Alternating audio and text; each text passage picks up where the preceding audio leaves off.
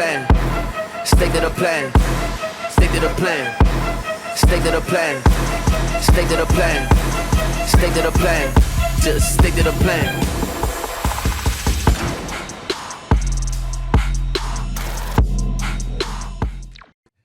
Hey, vous allez bien? Oui. Hey, non, je ne suis pas vacancier, je ne suis pas en vacances, mais en tout cas, ça sent ça hein, avec le beau temps qu'on a. Fait que bienvenue, merci Carl pour les annonces, pour le band aussi. Oui, on est dans cette série qu'on a commencé dans Job, cette série que j'ai appelée « Fleurir », parce qu'on vit tous des souffrances, mais il y a quelque chose qu'on peut vivre avec Dieu quand on vit des souffrances, plutôt que de se voir comme terrassé, mais qu'on peut fleurir avec ce que Dieu veut faire dans nos vies. J'aimerais commencer par la prière pour que Dieu puisse venir nous parler, chacun d'entre nous, puis après ça, on va se concentrer ce matin dans la lecture puis regarder qu'est-ce que Dieu a à nous dire à travers Job, le chapitre 2.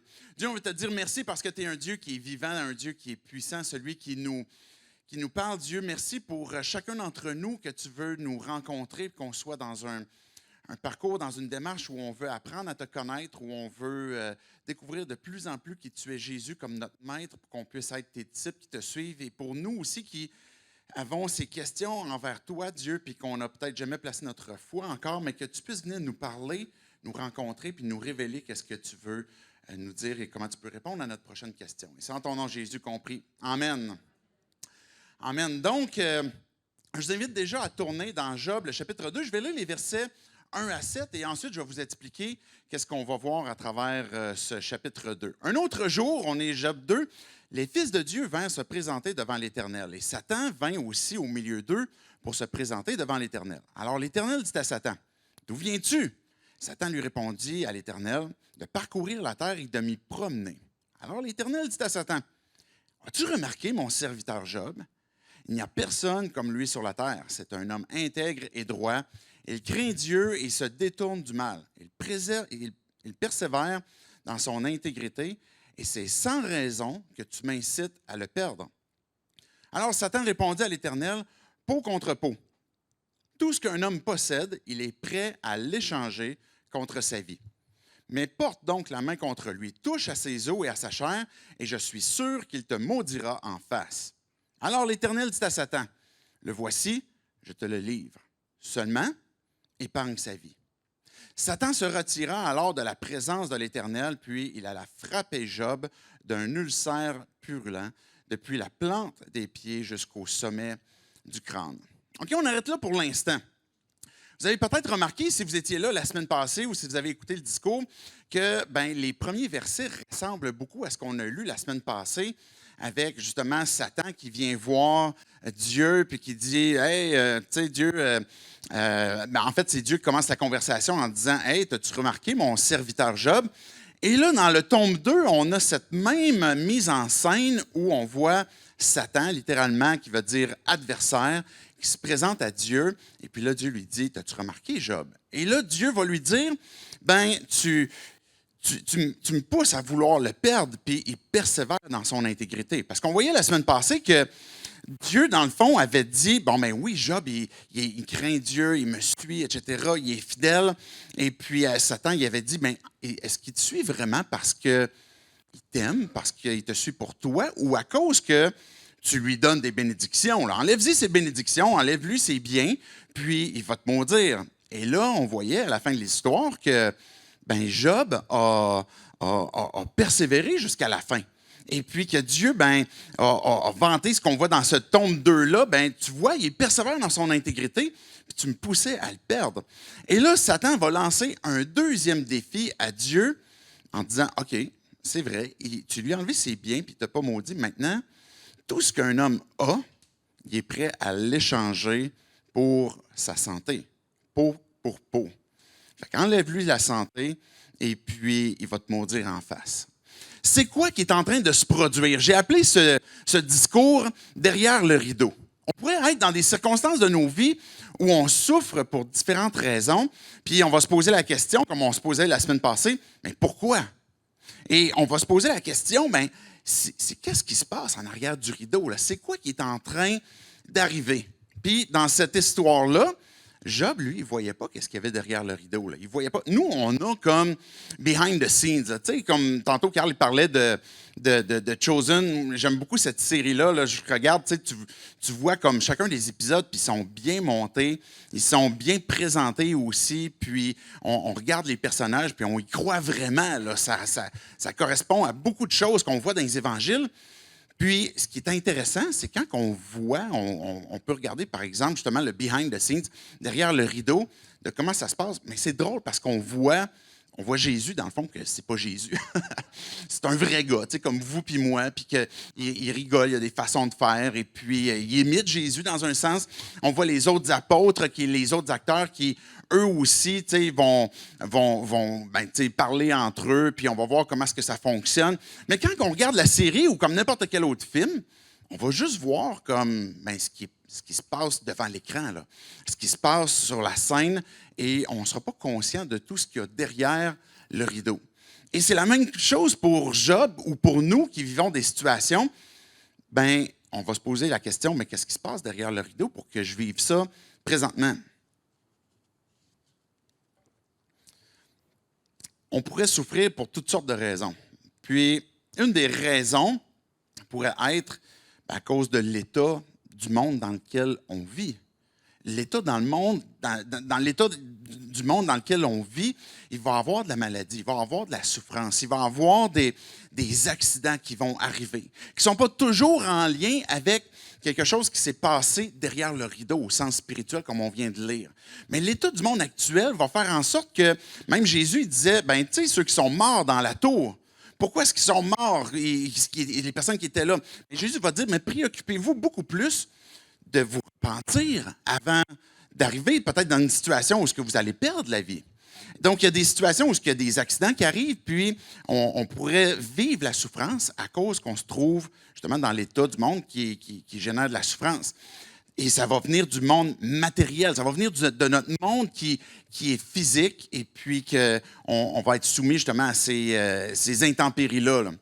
Mais il y a d'autres raisons aussi qui peuvent être plus loin, peut-être du monde immatériel.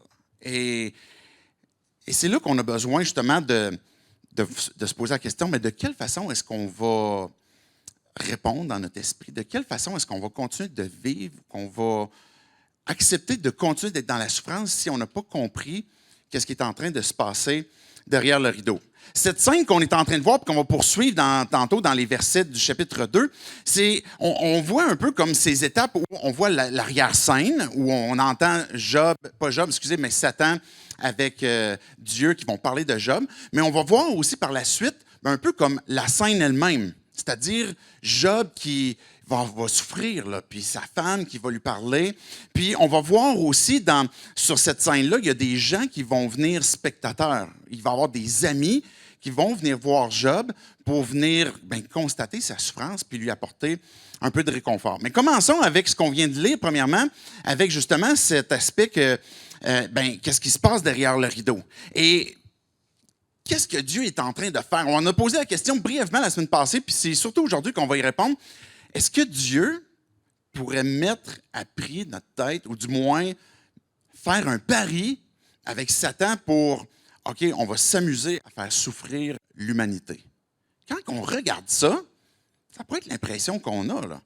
Est-ce que Dieu va prendre plaisir? Est-ce que Dieu ne se soucie pas qu'on est dans la souffrance? Comme juste pour satisfaire Satan qui vient, puis comme, je suis sûr qu'il va te maudire. Bon, mais OK, vas-y, fais-le souffrir d'abord. Est-ce que c'est l'attitude de Dieu de vouloir faire souffrir l'humanité? Et quand on se retrouve dans des circonstances, justement, où on se dit, OK, je comprends que là, je ne suis pas dans de la maladie, on parlait tantôt de choses matérielles, là, ça peut être un accident, de la maladie, des choses qu'on pourrait comme donner des raisons matérielles, mais quand on est dans des situations où on ne comprend pas notre souffrance, puis qu'on commence à s'ouvrir à la question, OK, c'est quoi qui est en train de se passer avec Dieu, avec moi, envers moi? Bien, que là, justement, on va se poser la question, est-ce que Satan et puis Dieu sont en train de parier sur moi, puis finalement, Dieu se soucie peut-être pas réellement de moi? Ou peut-être qu'on va se dire, est-ce que Dieu m'a oublié? Qu'est-ce qui se passe en arrière-scène? Il semble que oui, la souffrance peut venir du monde matériel, mais le monde spirituel peut être impliqué aussi dans la souffrance qu'on peut porter. Et tout n'est pas que matériel, mais il peut avoir aussi, évidemment, un aspect immatériel ou un aspect spirituel. Alors, regardez, on va lire les versets 8 à 10 pour voir qu'est-ce qui se passe par la suite. On vient de voir Satan qui est parti puis qui a frappé Job d'un ulcère purulent. Donc, il lui a enlevé sa santé. Et puis là, ça dit de la plante des pieds jusqu'au sommet de la tête. Là, ça allait pas bien, là, ça faisait mal. Verset 8. Job ait pris un tesson pour se gratter et s'assit sur de la cendre. Sa femme lui dit, « Tu persévères dans ton intégrité. Maudis donc Dieu, puis meurs. » Mais Job lui répondit, « Tu tiens le langage d'une folle. » J'espérais que vous ne riez pas à ce moment-là. C'était quand même un peu dindant. En tout cas, bref. Nous acceptons le bien de la part de Dieu et nous n'accepterions pas aussi le mal. Et dans tout cela, Job ne pécha pas par ses lèvres. On se retrouve sur la scène. On a vu l'arrière-scène, qu'est-ce qui s'est passé. Et puis, on va l'expliquer un peu plus tantôt, mais que, OK, Dieu lui a dit, OK, c'est correct, je te livre Job, enlève-lui la santé, mais tu ne touches pas à sa vie. Et là, on voit Job qui se fait frapper par Satan et puis qui reçoit cet ulcère-là. Et lui, il ne voit pas le monde spirituel. Là. Il ne sait pas que c'est Satan. Là. Il ne sait pas que Dieu a permis ça. Et là, sa femme lui dit, ben OK, mais là tu es tellement dans la souffrance, maudit Dieu, puis meurs. Dans ces deux épisodes-là qu'on a vus la semaine passée puis cette semaine, ben il y a des souffrances de plusieurs sortes, là. Je ne sais pas si vous vous souvenez, la semaine passée, ceux qui l'avaient entendu, sinon vous pourriez le relire, on voit que Job, il perd tous ses biens. Là. Il perd son compte en banque. Il a perdu son gagne-pain. Là. Il a perdu ce qui lui permettait d'avoir une sécurité. Ce qui lui permettait d'avoir une retraite comme relativement confortable. Et il a tout perdu ça. Il a perdu non seulement son matériel, il a perdu sa sécurité, mais il a perdu son confort.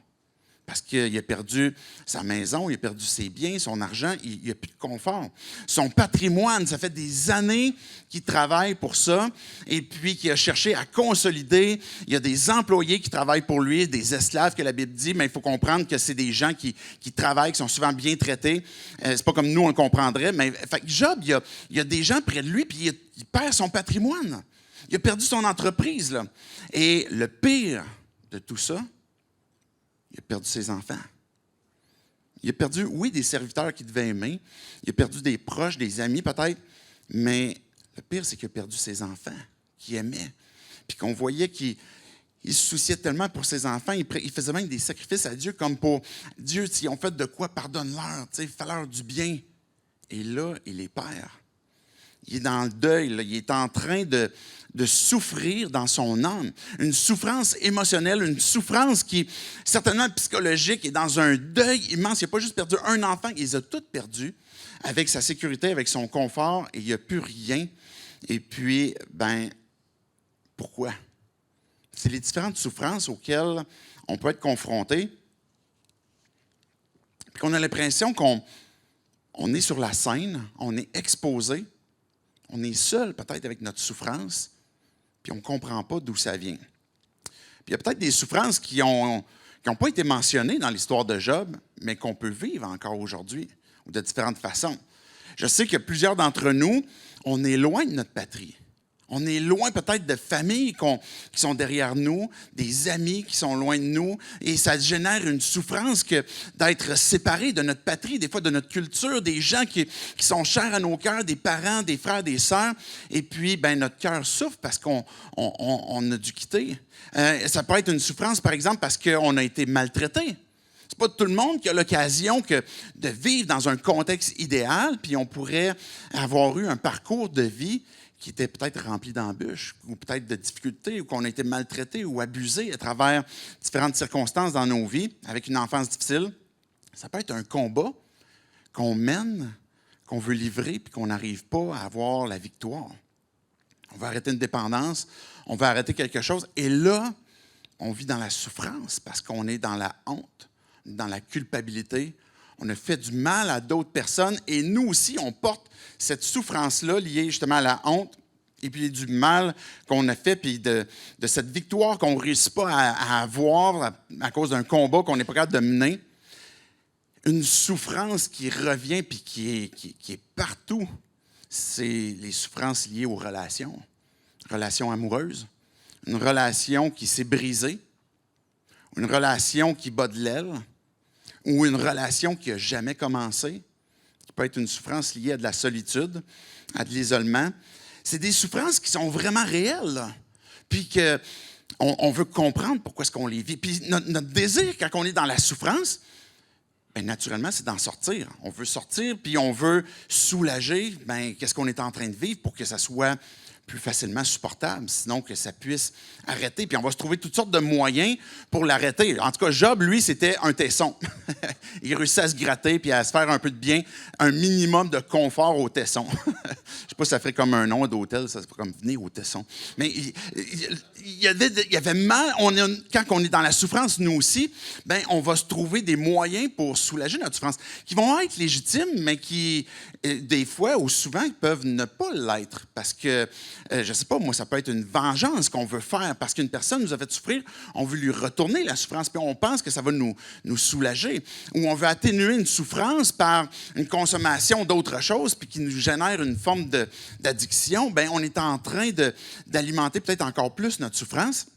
Et on doit se poser la question, mais justement, comment est-ce qu'on va faire pour vivre avec cette souffrance-là? Est-ce que Dieu va la calmer? Sa femme, Job, je sais que vous l'avez remarqué parce que je vous ai entendu rire, mais sa femme lui a dit « Maudit Dieu et meurs ».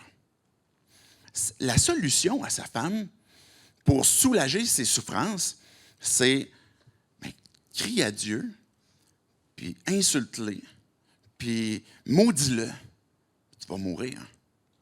La solution de cette femme-là, on pourrait penser, on la regarde puis on se dit hey, « c'est une folle, on lit ça dans la Bible », même Job, il le dit. En fait, on peut tous avoir la même pensée, là.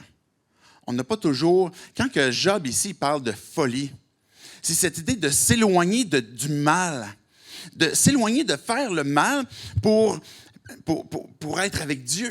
Et c'est ça le sens de folie qu'on voit dans les Écritures, c'est de tout simplement se livrer au mal puis de faire ce qui nous semble bon, même si c'est mal, pour soulager quelque chose. Puis Job, il dit non. Mais chacun d'entre nous, on a tout plein de bonnes idées dans notre impression pour soulager notre souffrance, puis d'accuser Dieu, puis de se tourner contre lui, puis de rester dans notre doute, de rester dans l'amertume, de rester dans une situation qui, OK, on est dans la souffrance, puis plutôt que de pleurer, on est en train de se dessécher. Et cette femme-là, a une réaction tout à fait humaine qu'on pourrait tous avoir. Et l'exemple de Job est là pour nous rappeler justement, c'est à quoi que Dieu nous appelle? C'est à quoi que Dieu est en train de nous intervenir, de nous appeler à intervenir pour peut-être se rappeler la foi qu'on peut avoir envers Dieu? Job, il va dire, on reçoit de Dieu, mais on n'accepterait pas le fait qu'il reprenne, qu'on reçoive le bien, mais qu'on reçoive aussi le mal. Job avait une confiance en Dieu suffisamment grande pour dire, Dieu a donné, puis Dieu a repris. Vous vous souvenez, c'est ça qu'il avait dit dans le chapitre 1. Et puis là, Job, il dit la même chose envers Dieu. Dieu a donné, puis Dieu a repris. Mais pourquoi est-ce que Job est arrivé à cette pensée-là? Puis on va voir au courant des prochaines semaines que Job, là, ça n'a pas tout été tout clean, là. Tu sais, lui aussi, à un moment donné, c'est comme, Dieu, là, t'es où? Descends, puis qu'on se parle. Dis-moi, c'est quoi qui se passe? Mais Job, il est en train de se demander, ou à sa femme, est-ce qu'on ne recevrait pas le bien de Dieu puis le mal? Mais sa foi était suffisamment grande pour dire, Dieu, il est souverain sur ce qu'il est en train de faire. Mais pourquoi est-ce qu'on arriverait à croire ça? Pourquoi est-ce qu'on accepterait ça? Tout simplement parce qu'on est des bonnes personnes, on est religieux, puis il faut accepter le fait que, OK, Dieu, il fait ce qu'il veut comme il veut. Parce que c'est vrai, Dieu, il fait ce qu'il veut. Mais quand on connaît Dieu, on peut découvrir le pourquoi est-ce qu'il peut faire certaines choses, pourquoi est-ce qu'il ne ferait pas certaines choses, même pourquoi, comme on a parlé la dernière fois, mais que Dieu garderait le silence. La souveraineté de Dieu dans tout ce qu'on a ou ce qu'on n'a pas, C'est à ça que Job est en train d'interpeller sa femme, puis de nous interpeller aussi à croire que Dieu donne, puis que Dieu reprend. Mais Dieu, il est souverain dans tout ça. Je vais lire les 3 derniers versets pour voir on a vu comme brièvement le behind the scene, derrière le rideau. On a vu un peu ce qui se passe sur la scène. Et puis là, maintenant, on va voir des spectateurs qui arrivent. 3 amis de Job apprirent tous les malheurs qui avaient frappé. Il s'agissait d'Éliphaz, de Théman, de Bildad, de Shula, de Tsophar, de Naama. Venus chacun de son pays, ils se concertèrent pour aller exprimer leur compassion à Job et le réconforter. Ils sont vraiment bien intentionnés. Verset 12. Ils l'aperçurent de loin, mais ils ne le reconnurent pas. Ils se mirent alors à pleurer tout haut. Ils déchirèrent leurs manteaux et se jetèrent dans la poussière en l'air au-dessus de leur tête. Pendant 7 jours et 7 nuits, ils restèrent assis par terre à côté de lui, sans lui dire un mot, car ils voyaient à quel point sa douleur était grande. Les amis de Job, là, ils se sont concertés, on a entendu, on a reçu comme le texto, on a entendu d'autres amis qui nous ont dit que Job, il avait tout perdu, il n'y a plus rien.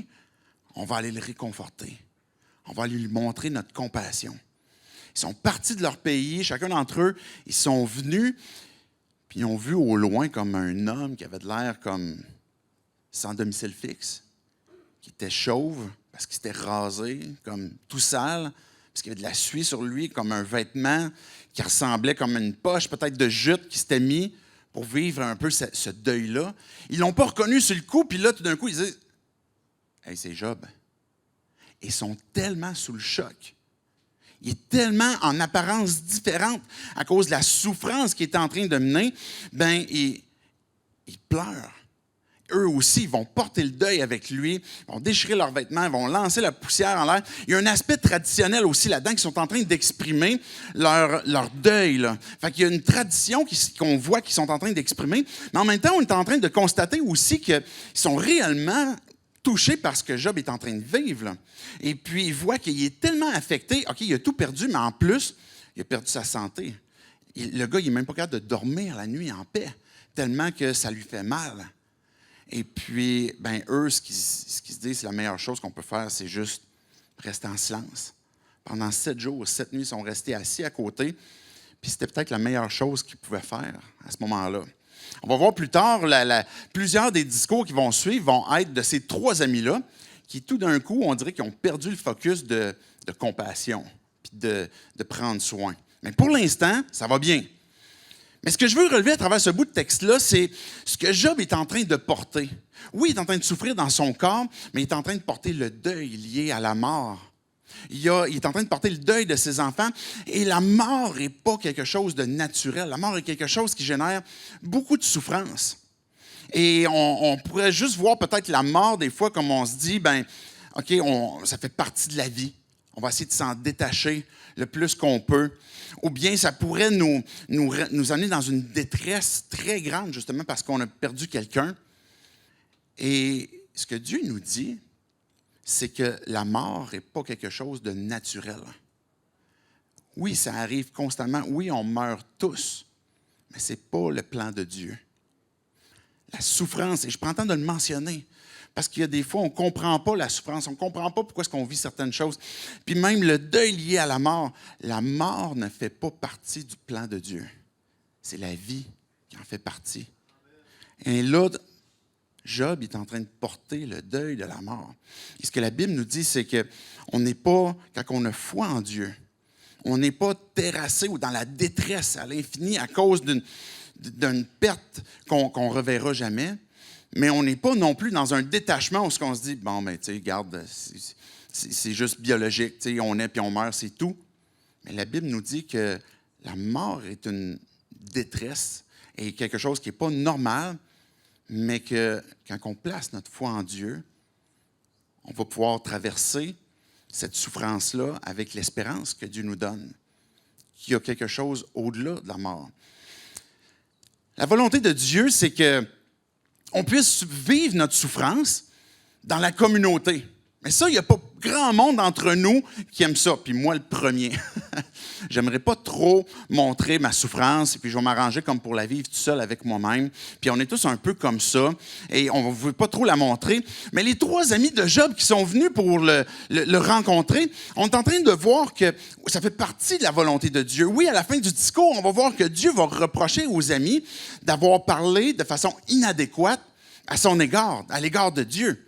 Mais le problème n'était pas qu'ils sont venus pleurer avec lui. En fait, la Bible, je fais juste quelques citations rapidement, je ne vous les ai pas apportées, mais Romains 12,15 dit « Réjouissez-vous avec ceux qui se réjouissent et pleurez avec ceux qui pleurent. » Dieu veut qu'on puisse vivre ensemble les joies, mais aussi les peines.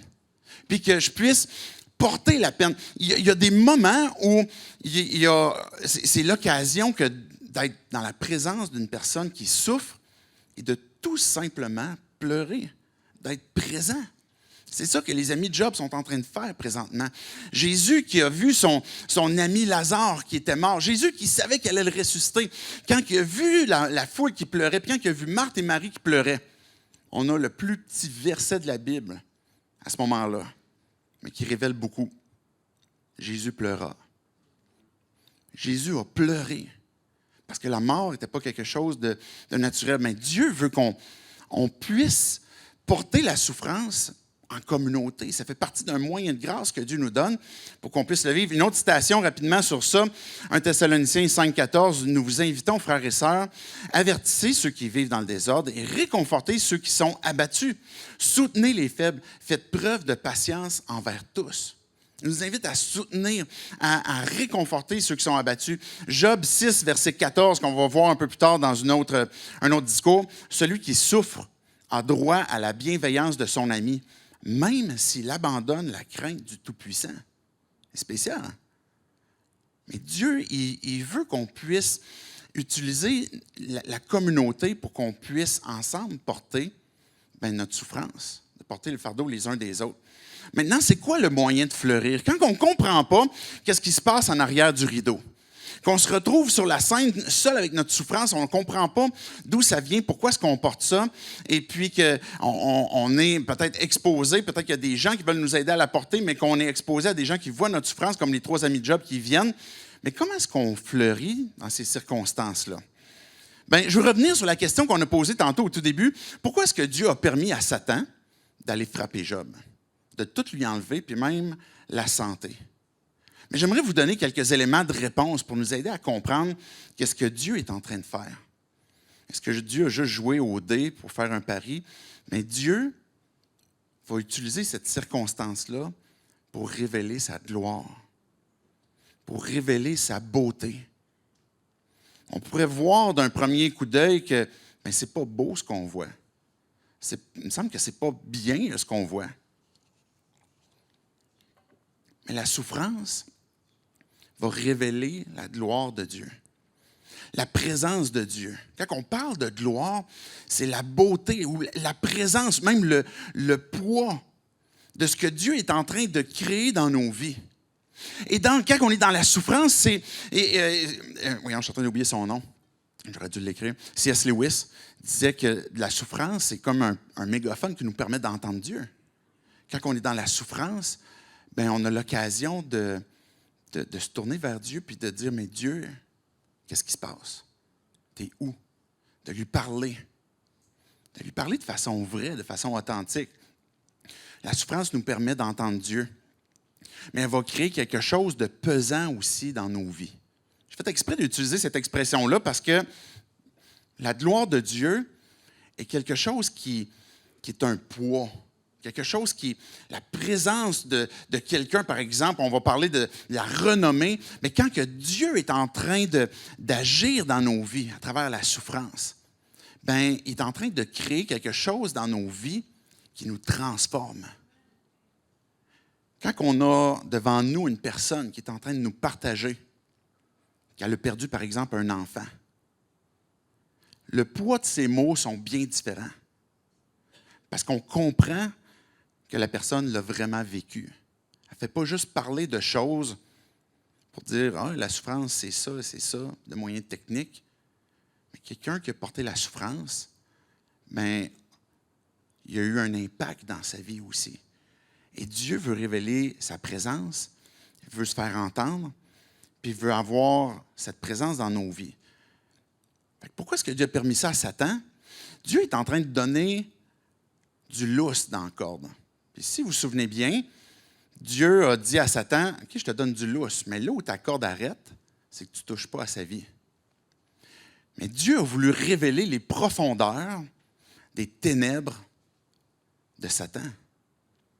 Je donne un exemple. Là, vous allez dire, comme il me semble que les deux exemples comme sont trop intenses, là, c'est de parler des profondeurs ténébreuses. Bien, je veux vous parler de mes enfants. À un moment donné, ça arrive souvent là, quand on a des jeunes enfants, puis vous le vivez peut-être si vous avez des jeunes enfants. À un moment donné, des fois, nous autres, on avait 4 enfants, fait qu'il y avait comme 2 batchs, là, comme les 2 premiers, les 2 suivants. Fait qu'entre le numéro 2 puis 3, il y a comme un petit écart, fait que ça se pognait un peu moins. Mais quand même, ça se pognait souvent, hein, c'est normal. Là. Moi-même, j'ai eu un grand frère, une grande sœur, puis j'en ai donné des claques, puis j'en ai reçu aussi. Ça fait partie de la vie de famille, ça fait partie de la vie d'église aussi, des fois. OK? Mais puis là, ben, on voit m'amener des enfants, là, tu t'en vas, mettons, au centre d'achat, puis là, t'as 2, 3 enfants, 4 enfants, peu importe. Et là, ils sont tout le temps en train de comme ting, ting, en train, ils ont commencé dans le char, puis là, ils s'envoient des petites paroles, puis là, c'est comme puis là, l'autre, il répond, puis là, tu dis comme hey, là, c'est en train de monter, là. Puis là, toi, tu es en avant, puis là, tu es comme OK, là, calmez-vous. Là, tu regardes dans ton rétroviseur, là, OK, là, calmez-vous, là. Puis là, tu continues, puis là, tu arrives au centre d'achat, puis là, ils continuent de se picosser, puis de se parler, puis là, ils se donnent des points, puis tu es constamment en train de les retenir. Tu es constamment en train de arrêtez de faire ça. Puis là, tu les retiens.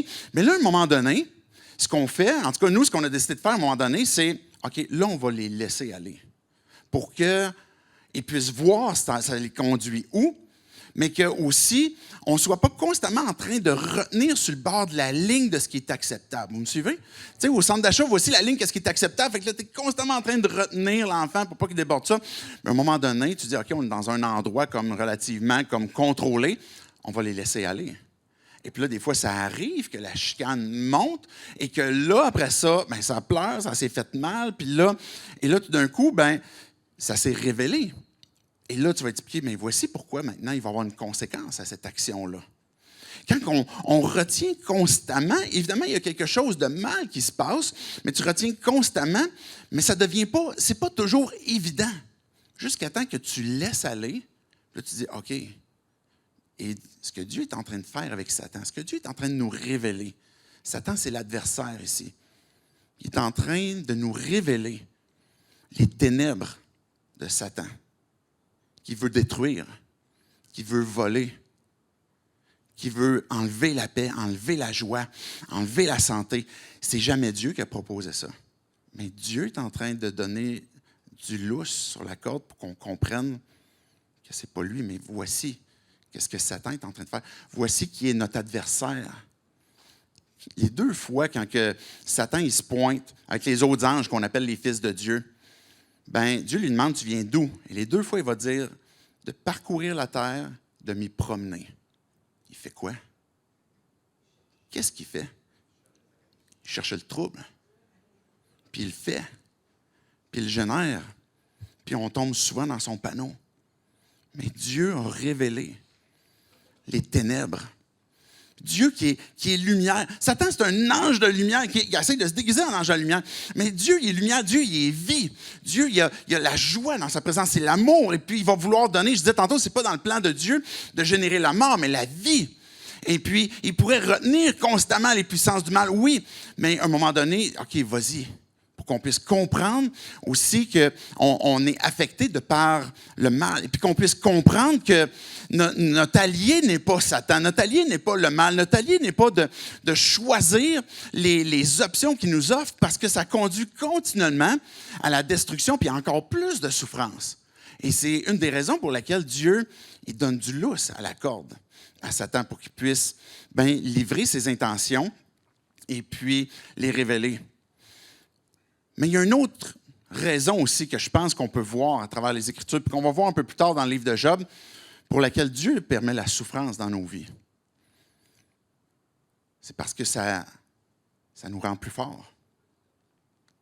On n'aime pas ça, hein? On n'aime pas ça aller au gym. Et peut-être certains d'entre nous, on aime ça, là. Mais qu'est-ce qu'on fait quand on va au gym? On s'en va faire quoi? On s'en va suer, on s'en va transpirer, on s'en va souffrir. Pourquoi on s'inflige la souffrance? Parce que tu veux pouvoir aller te promener sur la beach avec des plus gros biceps, avec plus d'abdos. Hein, pourquoi? Ben, c'est parce que tu veux être, je sais pas moi, tu veux t'entraîner, peu importe quelle serait la motivation. On comprend, puis Nike l'avait bien compris aussi, no pain, no gain. Mais on sait que la souffrance va générer quelque chose de plus fort. Puis même dans le domaine botanique, pour revenir dans le concept de fleurir, même dans le domaine botanique, laisser un jardin qui est constamment comme dans des conditions comme vraiment optimales, bien, les racines de ce jardin-là vont juste rester en surface. Et quand tout d'un coup, tu vas enlever la condition optimale, tu vas y envoyer un coup de soleil, bien, tu vas voir ton jardin qui va se dessécher dans le temps de le dire. Parce qu'il n'aura pas fait des racines suffisamment profondes. On pourrait même utiliser l'exemple que même Jésus va dire lui-même que Dieu va émonder la vigne. Il va couper des bouts de branches. Pourquoi? Pour fortifier, pour venir transformer. Ça fait partie de notre vie, ça fait partie de la souffrance qui va venir générer quelque chose qui va nous transformer. Et ce que Dieu est en train de laisser à Job de faire, c'est vas-y, va leur créer de la souffrance. Mais je sais quel produit ça va avoir en eux. Et puis il est en train de prendre Job à son propre jeu. Que quand on comprend que ces moments-là, même dans une souffrance psychologique, dans une souffrance peut-être émotive, peu importe, qu'on a de la difficulté, mais que Dieu est en train de nous fortifier, qu'il est en train de nous rendre plus forts. Une autre raison qu'on pourrait dire, c'est pour déjouer Satan à son propre jeu. Satan, ce qu'il veut faire, c'est nous amener à pécher. Il disait, bien, enlève-lui tout, puis il va te maudire en face. Ce qu'il veut, Satan, c'est faire maudire. Et puis, je ne sais pas si vous vous souvenez, si vous étiez là à la série qu'on a vue, par exemple, le règle du jeu, on a parlé de notre ennemi qui est la mort, Satan qui est notre adversaire, qui utilise la mort aussi, mais on voyait que ce qu'il fait, c'est qu'il veut utiliser le péché, qui est l'arme qui vient porter la mort. Et la puissance de cette arme-là, que la Bible nous dit, c'est la loi. Mais là, ce que Satan est en train de faire, c'est qu'il est en train de jouer avec Dieu comme, OK, mais regarde, pousse-les voir comme sur le bord du péché, puis tu vas voir que ça va le tuer. Tu vas voir que le bien et le mal que tu as décrété, il va agir contre ça. Et que s'il agit mal, ben, tu n'auras pas le choix de dire, c'est terminé avec Job. Mais quand que Dieu est en train de donner à Satan du lousse dans la corde, c'est pour l'attacher avec cette corde-là. Satan a voulu créer la mort, a voulu générer la mort, a voulu comme... Puis on est tous pris par le péché, on est tous pris par la conséquence du péché qui est la mort. Et quand que Jésus est venu sur terre, Satan, son plan, c'était de le conduire à la mort. Parce que pour lui, c'est ça l'arme. Parce qu'il n'avait pas catché, qu'il se faisait prendre dans son propre jeu. Parce qu'il n'y avait pas de puissance contre Jésus. Parce que Jésus avait accompli la loi. Et le péché n'a pas pu transpercer Jésus. Mais la mort a affecté Jésus. On va en parler tantôt. Mais ce que Dieu est en train de faire avec Satan, c'est je te donne du lousse.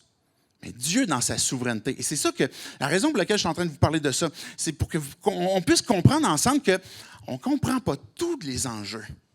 Mais Dieu, il est souverain. Et s'il est en train de donner du lousse, ce n'est pas parce qu'il prend plaisir à nous voir souffrir, c'est qu'il y a un plan qu'il est en train d'accomplir pour contrecarrer.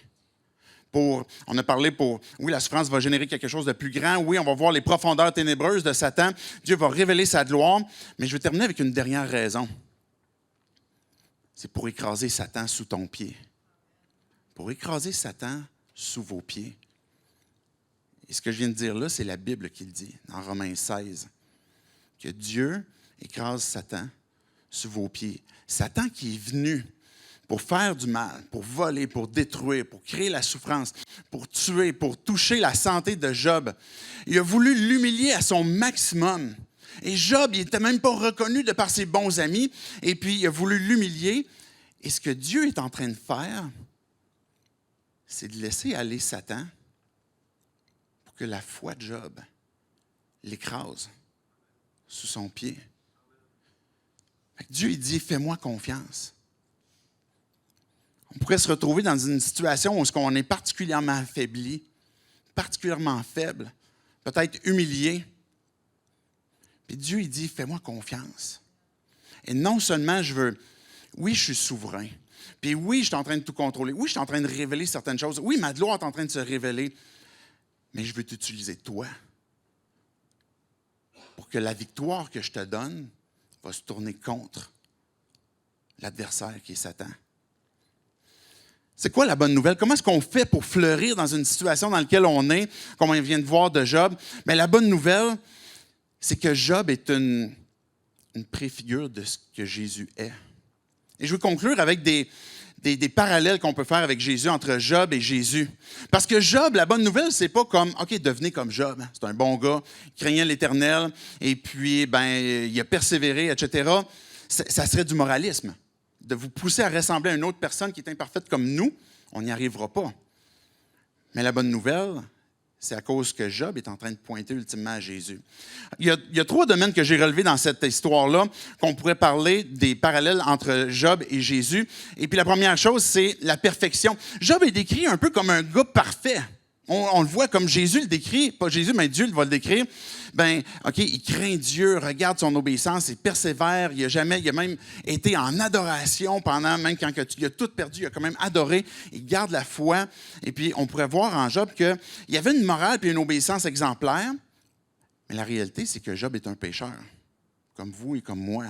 La suite de l'histoire va nous le montrer. Job, ça y est arrivé de pécher. La fin de notre chapitre dit que Job n'a pas péché à ce moment-là par ses paroles.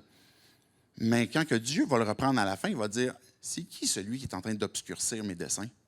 C'est qui celui qui est en train de vouloir me prendre au collet? Puis il est en train de parler à Job. Puis Job va dire, OK, là, je catch. Je me mets la main sur la bouche puis je vais écouter.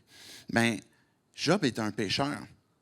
Mais Jésus avait une morale puis une obéissance exemplaire, ce qui lui a permis de porter le pécheur, de porter le péché. Et ça, ce qu'on voit de Job, il faut comprendre que c'est nous aussi. Je pourrais être une bonne personne, je pourrais avoir une bonne morale, je pourrais être une bonne personne qui fait les bonnes choses. Mais la réalité, c'est que chacun d'entre nous, on a manqué, qu'on a besoin d'un rédempteur, comme ce que Job va dire plus tard aussi. Je sais que mon rédempteur est vivant. J'ai besoin de quelqu'un qui vienne me sauver. Parce que la réalité, c'est que si je n'ai pas de rédempteur, je suis séparé de Dieu. C'est la mort. C'est la mort spirituelle. Et la raison pour laquelle Jésus est venu, c'était pour, oui, avoir une morale parfaite, oui, avoir une obéissance exemplaire, mais de ne pas avoir péché pour pouvoir porter le péché, pouvoir porter le pécheur. Un autre parallèle qu'on pourrait faire, c'est l'aspect de malédiction. Job, il s'est fait dire, en fait, Satan, il disait, enlève-lui la santé, il va te maudire. Puis sa femme, qui nous représente bien aussi, va dire, maudit Dieu, alors la souffrance va cesser par la mort. Mais le parallèle qu'on peut faire avec Jésus, c'est que Dieu l'a maudit, afin que par sa mort, nous vivions pour toujours sans souffrance. On pourrait penser que le fait de sortir de la souffrance, c'est de maudire Dieu. Mais quand Jésus est venu, je veux lire Galates 3, verset 13, Christ nous a rachetés de la malédiction de la loi, en devenant malédiction pour nous, puisqu'il est écrit, tout homme pendu au bois est maudit. Quand Jésus est allé donner sa vie en sacrifice à la croix, le Père a fait devenir Jésus malédiction. Pas parce qu'il méritait que d'être maudit, mais parce qu'il portait notre malédiction.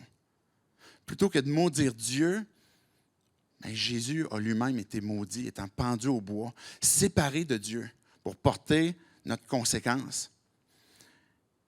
Et ce n'est pas Job qui aurait pu nous apporter cette espérance-là. Mais comment est-ce qu'on fait pour fleurir? C'est qu'on se souvient que l'histoire de Job nous rappelle, nous révèle qu'il y a un plus grand Job, qui est Jésus, qui a porté la malédiction, qui a porté la perfection pour nous porter. Mais aussi, un parallèle qu'on peut faire, c'est la vie.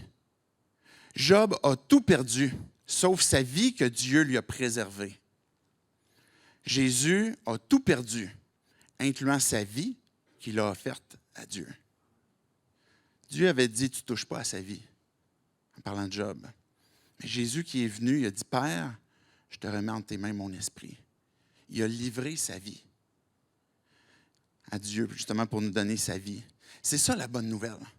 Que la souffrance qu'on porte actuellement, elle n'a pas sa fin dans notre monde immédiatement, mais qu'on peut avoir une confiance, une assurance, une espérance qui est vivante, que notre Rédempteur est vivant, qui a porté la malédiction, qui a porté les raisons de la souffrance, qui a porté notre souffrance aussi, et puis qui est venu pour nous donner la vie, et que ce qu'on vit présentement, Dieu nous donne l'occasion que les souffrances de Christ vont porter justement ce poids de gloire, que Dieu nous interpelle quand on place notre foi en lui. Comment fleurir? Alors des fois, on ne comprend pas qu'est-ce qui se passe derrière le rideau. On ne peut pas savoir tout ce que Dieu est en train de faire, mais on peut savoir que Dieu est souverain. On peut savoir que Dieu est présent, que Dieu est là, qu'il nous aime, et puis que Dieu est avec moi. Je vais inviter les musiciens à s'avancer.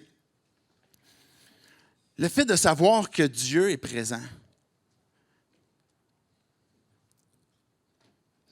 Job avait l'approbation de Dieu. Quand je place ma foi en Jésus-Christ, Christ est mort pour moi. Et si je vis, c'est plus moi qui vis, c'est Christ qui vit en moi. Mais cette foi que je porte en Dieu fait en sorte que quand Dieu me regarde, c'est son approbation que j'ai. Il n'est pas en train d'approuver comme, oui, le mal que je peux faire, ce n'est pas ce que je suis en train de dire. Mais que je peux être dans la souffrance, puis me tourner vers Dieu, puis d'avoir la certitude qu'il est là. Parce que ce n'est pas à cause de mes bons coups qu'il est là. C'est à cause des bons coups que Jésus a fait. À cause de ma repentance, parce que je lui ai confié ma vie. À cause du pardon que je peux obtenir en lui. Puis d'avoir la foi que Dieu fait ce qu'il veut. Mais la vie que j'ai présentement est momentanée. Je vais vous inviter à fermer vos yeux, baisser vos têtes. On va avoir un temps pour répondre aussi à Dieu à travers la louange.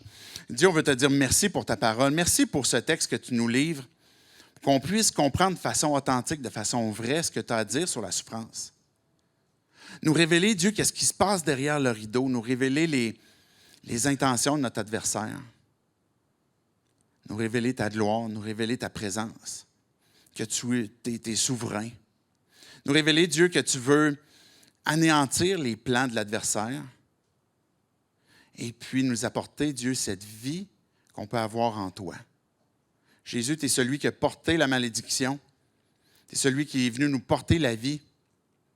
Tu es celui qui vient nous porter l'espérance. Reçois toute gloire, tout honneur. Dieu, c'est toi qu'on veut chanter ce matin. C'est ta vie. C'est tes louanges qu'on veut proclamer. C'est en ton nom, Jésus, qu'on prie. Amen.